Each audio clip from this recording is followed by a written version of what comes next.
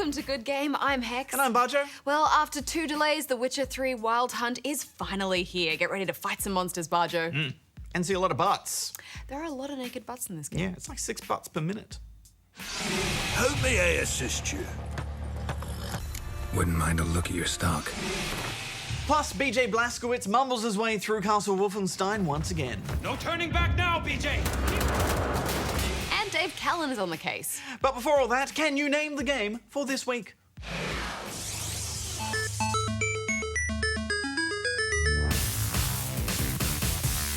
Here's what's making headlines.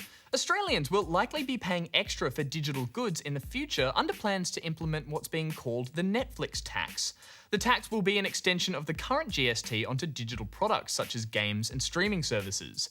The move is an attempt to boost revenue as well as reduce the competitive tax advantage foreign companies have. Currently, the GST doesn't apply to most digital products imported from overseas, while domestic businesses are forced to charge it.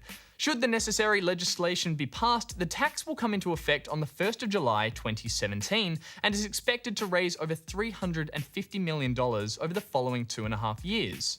Social game developer Zynga has laid off around 18% of its workers. 364 jobs were cut in the hopes to save over $100 million in operating costs.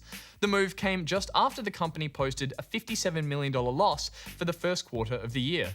And that's all for this week. Okay, Nazis are all dead.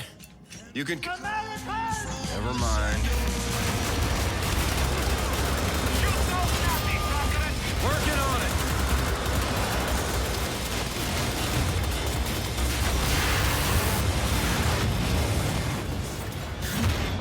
When Wolfenstein: The New Order came out last year, we weren't expecting much from this fairly tired franchise, but it delivered one of the best shooters in years for its thrilling gameplay and excellent story.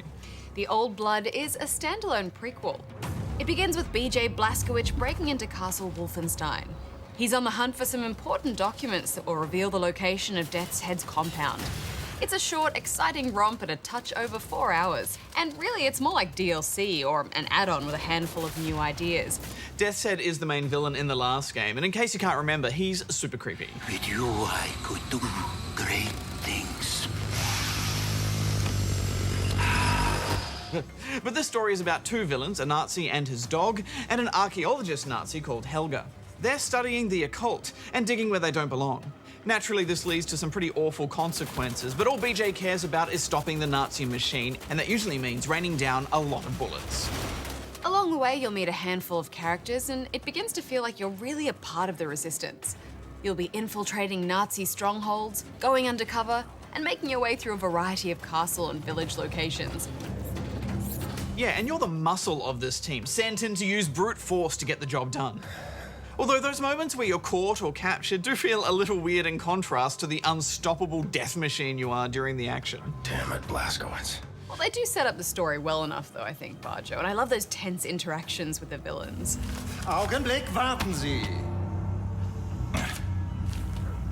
Aus Frankfurt. Sind Sie Frankfurter? Ja, ein Hotdog.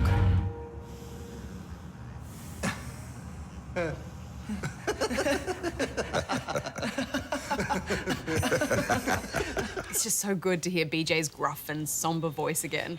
Alas, poor Yurik. And just like The New Order, this game has that playful sense of humour in the over-the-top characters and certain action sequences, but also still maintaining that dark thriller theme. A difficult thing to balance. I like how the game throws all the weapons at you straight away, getting straight to the action. But then it's all taken away, and you're given a pipe. This can be split into 2 parts, which lets you climb certain areas of the map, and it's also a weapon in both forms. But you'll only really use it that way once or twice because of the huge selection of more effective guns and upgrades to collect along the way. Yeah, I found the pipe only really that useful in combat when you're up against those vicious canines. It just feels so wrong killing those dogs so violently, Hex. Yeah, the gore isn't over the top, but the violence can be quite confronting in those close quarters sequences. Just like the last game, there's great pace to the action, from stealth to exploration. And when you've finished a section, you're not immediately shown which way to go, so you have to do a bit of looking around for your exit. This can get a bit frustrating though, with so many locked doors to throw you off. Yeah, I quite like this design though. I like how it doesn't force you down a funnel, and point you the way straight away. You get to look around a bit. I also quite like how even right from the start you have to think differently about how to approach fights. And that returning mechanic where you have to take out lieutenants who have radios before they can call for backup. That never gets old. But other than that, there isn't much in the way of new enemies or gameplay. At least not until the last couple of chapters. Oh, I wish we could talk about those chapters, Bajo, because they really are the highlight of the game, but I think it's such a short campaign, it's better that we don't spoil it. Yeah, we've already said too much. The way this game was pitched implied to me that it was going to be more of a B-movie kind of experience, almost like Far Cry's Blood Dragon. But this really isn't that different from last year's game. Yeah, and that's not a bad thing. There are some technical issues with the PC version that can be fixed with a few tweaks, and there's a guide online to help you with that. But other than that, there isn't much to criticize. Combat is solid, the action is great. The only downside is that the story is quite simple and pretty forgettable until right at the very end. Yeah, I think the game's biggest problem is that there just isn't enough time to care about the main players. I'm sorry about your friend. So when sacrifices are made, they just feel a bit hollow. So when BJ says that he really cares about a character, you don't know them well enough for you to truly believe him. Yeah, it's a tough one, isn't it, Bajo? Because there isn't really enough new gameplay here to warrant a longer game, and yet that short length really hurts the story. It's also maybe a little overpriced for what you get. Not a huge amount, but just enough to make you think twice about picking this up. What are you going to give it overall, Hex? Well, it's not a must play, and it doesn't really do anything better than last year's game, but again, that's not really a bad thing. The Old Blood is still an incredible shooter, and especially exciting on the harder difficulties. I'm giving it 3 stars. Wie heißen Sie? France. It's still better than most shooters out there, so I'm giving it 3 stars as well.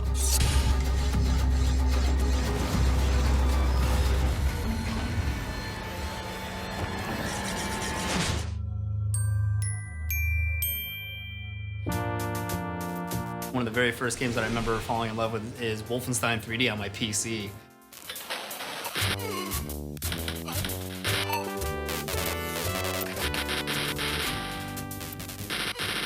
It was a very action-oriented game. It's kind of an alternate history game, and it let me edit the game too. There was editors that came out for it, and I was actually able to make different maps. And I actually spent a lot of time one summer making new weapons for the game, and I think that's where I started to really find myself not just enjoying video games, but making video games in a way. And it was my first mod I'd ever done. I made a total conversion, is what we used to call them back then, where I changed the sprites for all the enemies, I changed the weapon sprites. I even got like a little microphone that I could plug into my thing and actually re-record terrible sounds. Like, the game sounds were so much better than the ones that I made, because with my little microphone with no filters and nothing, it was awful. But I would bring my neighbor, my best friend at the time across the street, over to show him. I was so proud of it. Look at this thing that I've made. There's probably, a 3.5-inch floppy or two laying around somewhere that still actually maybe has, if the disc isn't dead, copies of that Wolfenstein mod that I made with, all the amazing, terrible pixel art that I drew and the god-awful sound effects that I probably put to it. I hope it still exists anyway.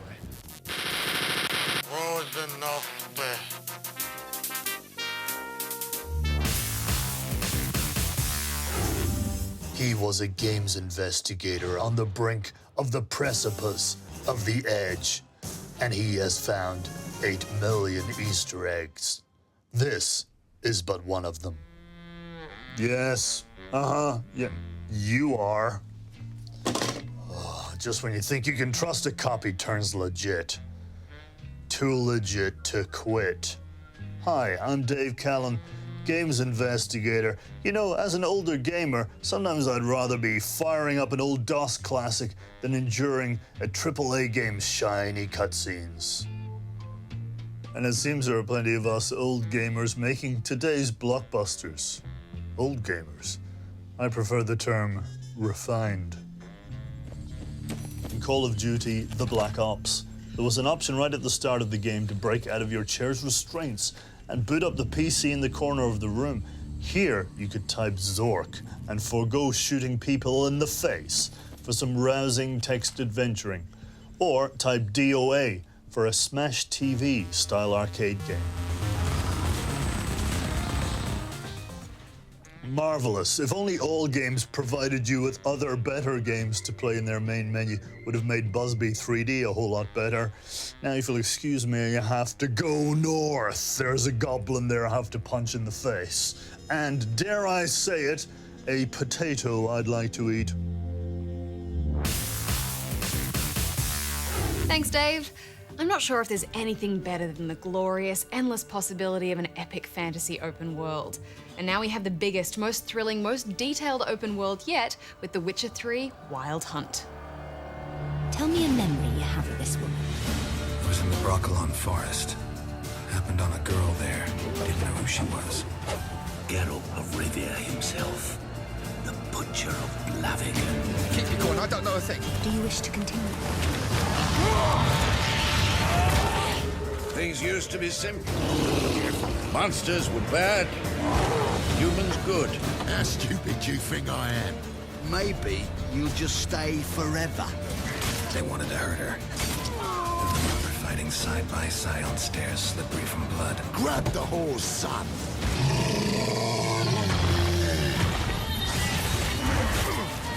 Hold on tight.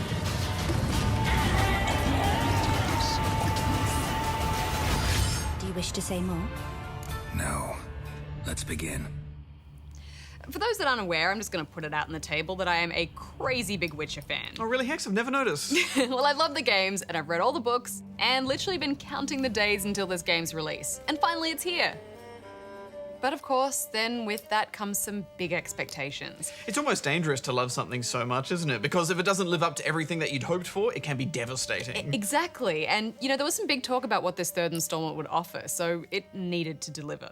Let's start with the story. You are back in the role of Geralt, a monster hunter for hire known as a Witcher. Geralt of Rivia. Witcher.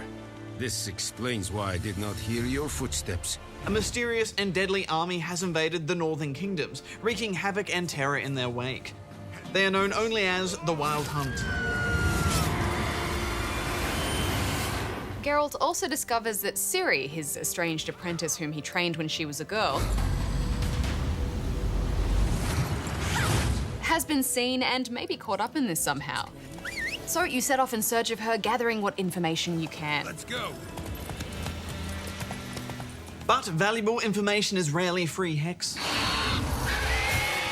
In exchange, you must ply the only trade you know, slaying monsters.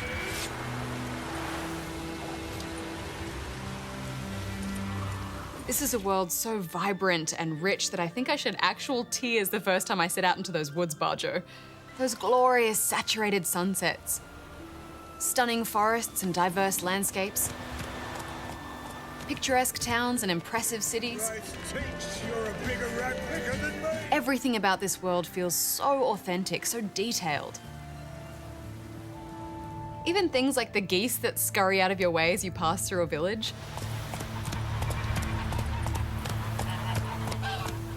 Lovely. Setting off into the sprawling landscape, for me it harkened back to that glorious sense of freedom we had riding in Red Dead Redemption.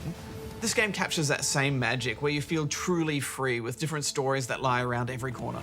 Air strange. Like dropping into a deep cellar on a hot day. Tell me what happened here, step by step. They took them.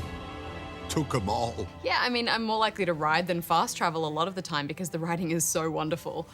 And you just hold a button and your horse will auto-navigate the road for you, which is great. The horse AI is a little bit clumsy at times though, isn't it? Yeah, he just seems to get a bit stuck, or he spawns in a paddock he can't get out of. Yeah. Silly horse, get out of there. The world itself is huge. It's a daunting map at first in terms of scale, but it opens up for you slowly as you take on quests and objectives at your current level. Regardless, it's difficult to stay on task when no matter which direction you ride in, there's some new hidden place to discover. A cottage, some guarded treasure, a monster, or a cave. And it's exciting taking on whatever is thrown your way, although you might not always be ready for it. Monster hunting is no idle task. And while there are plenty of horrible fiends for you to fight at every turn, like neckers and drowners, taking on the larger beasts requires the right level and a lot of preparation. Yeah, enemies aren't scaled to your level in The Witcher 3, and at one point I took on a quest that was a little high for me at first, trying to rid a town of a pesky werewolf problem. But I couldn't just go in there and kill it. Its health kept regenerating. First, I had to read a book to discover the werewolf's weaknesses, obtain a recipe for a special oil for use against cursed creatures, collect the ingredients for the oil, which I could then apply to my sword and effectively fight the werewolf.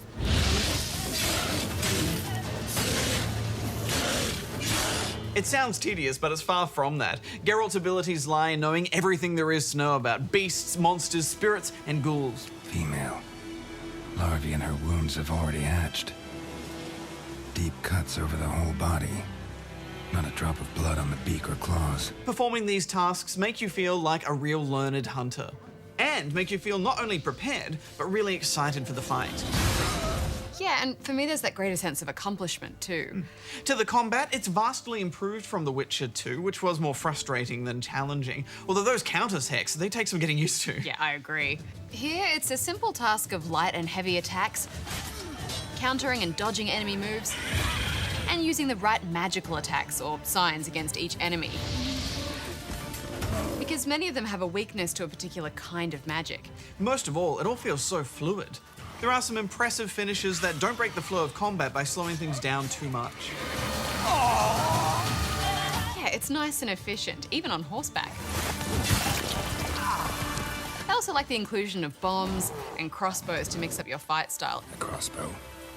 Won it in a card game while you ran around. Especially useful when fighting airborne beasts.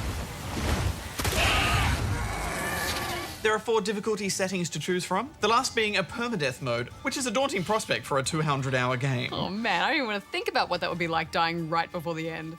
It'll be upsetting. Yeah.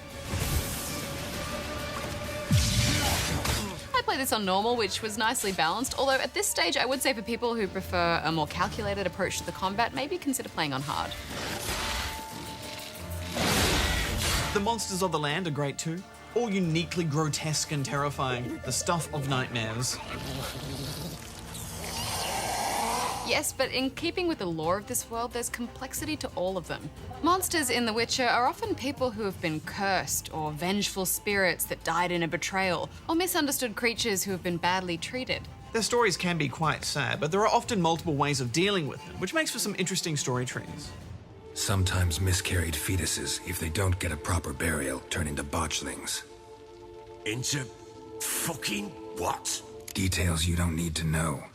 There's a bond of blood between this creature and your wife and daughter.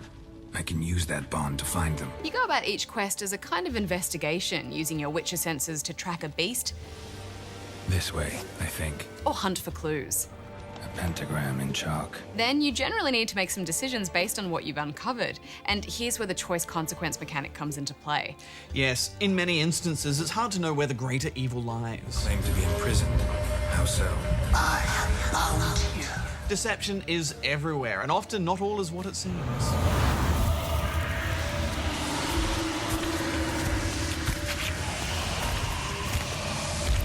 Sheathe your weapon, young man.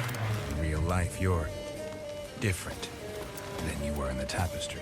You generally feel the weight of those choices pretty immediately, You won't kill anyone, ever again. but it's hard to say just how much your choices will affect the outcome at this stage of our playthrough. But so far, even the smaller decisions feel important. I so long to say goodbye. You also have options in terms of how altruistic you want to play Geralt, and all of them feel true to his character. Yeah, I mean, the way I see it is he's a gruff dude who mostly performs these tasks for money. So I never feel bad about asking for payment for helping people out. I feel for you, but this is my job, so let's talk about my pay. Something not right with the coin. Monster hunting is my job, after all. But choosing to go out of your way to help someone above and beyond the job is up to you. My brother's in the stable. We've got to save him. He'll burn alive. What did you think of the quests? I like them. It was a good mix of smaller tasks and larger story missions. And even the smaller, seemingly unimportant quests seem to play into the larger story somehow. Yes. After taking down a griffin or lifting a curse on a mage's tower, it can be hard to see how quests like this are contributing to the greater good. Will you help me if I bring the goat back? But you'd be surprised how doing small favors for people will play back into the story when those characters pop up again down the track. And let them not disturb the circle. Speaking of which, The Witcher 3 boasts an impressive cast of characters who are diverse and for the most part well acted. Yeah, a negative for me with this series has always been the voice acting, I think. Come on. Clans are ready to deal. Leave you alone if you do. Someone's done it. Gotta have. Not likely. Except maybe that daft bastard Wolfenstein from the Atropos. It's a little stilted, but you do settle into it after a while. Yeah, and the motion capture isn't the best we've seen, but for a big open world game like this, I think it's probably about as good as we can get. The people of the world feel real and react to you appropriately, though. Witches are generally feared and disliked throughout the land. It's all right. It's over. So don't expect people to be thrilled by your presence a lot of the time. I'll not drink with Weaverlaw's freaks. But seeing scenes play out with Yennefer, great performances from actors like Charles Dance, I had forgotten how insolent you can be. the return of Triss, I think he just didn't have much of a choice. and Zoltan. Aegis power. And then there's Ciri. I don't even need to talk about Ciri, you just need to see this.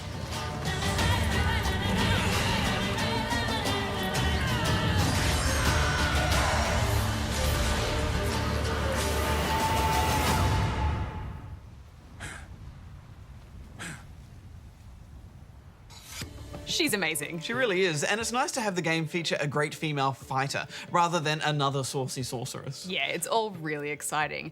Not forgetting, of course, the witch's signature brand of sexiness.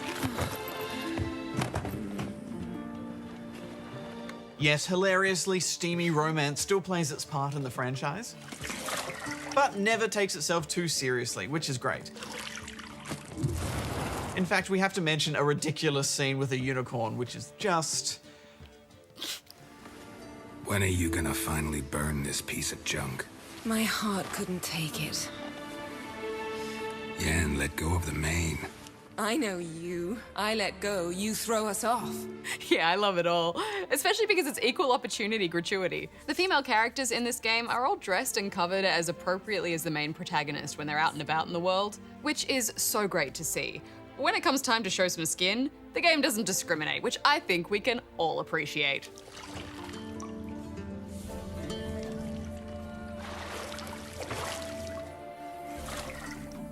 Right, well, let's move on to the technical side of things, the ability tree and crafting. Yes, there is a wonderfully detailed skill system that's completely customizable to build however you see fit. Filling out ability sets and adding a mutagen of the same color will provide impressive boosts as well. Plus, it allows you to swap different abilities in and out whenever you choose. The freedom to adjust which skills and abilities you use in a long game like this is such a smart inclusion, I think. Yeah, it's always great when you encounter an RPG where you can actually say you had fun hanging out in the menus. It's all been expanded upon from the last game and yet refined as well. There's an endless list of herbs and materials to collect in the world, but after you've crafted a potion once, anytime you meditate, it will automatically be replenished. Honestly, Bajo, alchemy is one of my favorite elements of any fantasy universe, and there's just so much to play with here. It's awesome. Potions and bombs and decoctions and sword oils. I just love making stuff. And then you roll up to a fight like throwing back potions and bombs like some kind of sword-swinging magician. It's great. That said, there's challenge and motivation in getting the necessary mats to craft those glorious pieces of armor you crave, and enhance them with runes. Everything in this land is expensive, so you really have to work for your gear. Yeah, and don't expect to get your hands on the best looking gear straight off the bat either. I couldn't deny the armor stats on these puffy green pantaloons, but damn, bit of a monster hunter buzzkill, Bajo. It all adds to that sense of growth and progression though, and I think the end game for this is going to feel well earned. I can't wait to get there. Yeah, neither can I. And yet I can because I never want it to end. I want to keep sailing in boats to mysterious cursed islands, trudging through swamps and solving mysteries in mountains. And I'll do it all with fabulous hair. Which you can get cut in style by visiting any barber. Hex, we haven't mentioned the dynamic beard growth. Ah yes, he gets wild and woolly as time passes. So naturally, when I knew I was going to meet Triss, I paid a quick visit to the barber to get cleaned up. Make me look decent. So long. One last thing to mention, as if this game wasn't large and evolving enough, they've included their very own brand of a Hearthstone Magic the Gathering style card game called Gwent, in which you collect and battle with cards against pretty much any merchant NPC. Yeah, I steered well clear of that. There's just so much to this game already without getting lost in some card battle saga. Plus, some of the story characters play it as well. I do. And what's more, I usually win. So it's kind of funny when you're discussing this great evil threatening the land and then all of a sudden they just nerd out like, fancy a game of Gwent? I've got some sweet rares I can trade. Outplay me, and I'll give you one of my unique cards.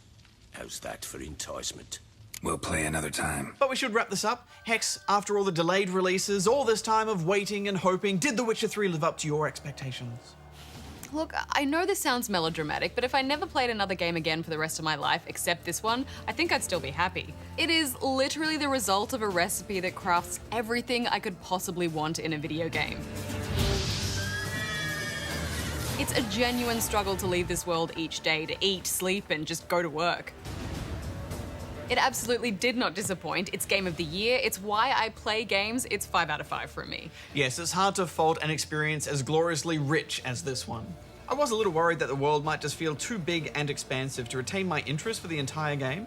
But once you get into it, you really do lose yourself to a world that you just don't want to come out of. I'm giving it 5 out of 5 stars as well.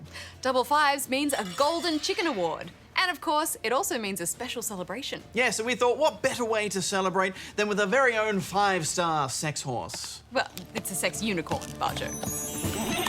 Yay!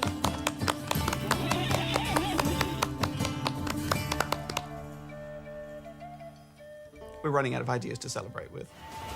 A sword in a stone. Things begging me to pull it out.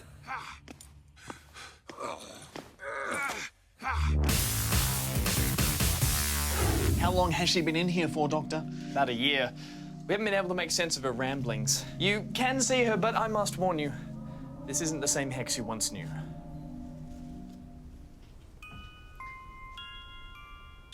Hex, is that you? I used to be an adventurer like you. And then I took an arrow to the knee. Shut up, Hex. Tell me about the curse. It's dangerous to go alone. Take this. Tell me about the doll. I need to know about the doll.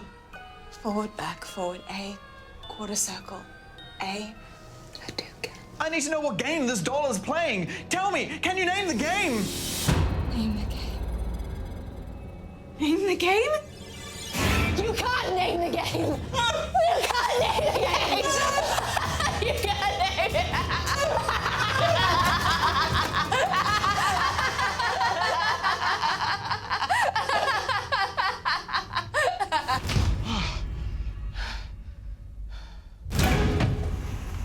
It was Girl's Garden from 1984. Released exclusively in Japan, you played as Papri, who needs to stop her boyfriend Minto from running away with another woman. How did you do this? You collected 10 different types of flowers and delivered them to his house. Next week on the show, zombie shooters still a thing apparently. We look at the killing floor too. Things are about to get busy. Pick your targets.